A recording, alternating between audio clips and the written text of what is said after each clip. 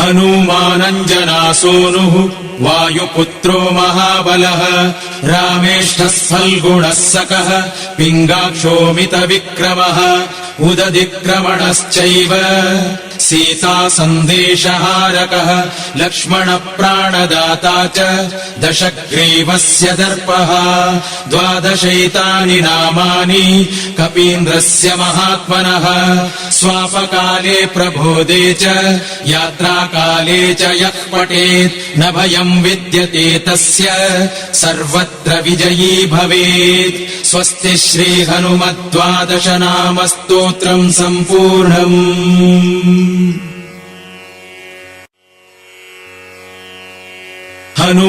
हनुमानञ्जनासूनुः वायुपुत्रो महाबलः रामेष्ठः फल्गुणः सकः पिङ्गाक्षोमितविक्रमः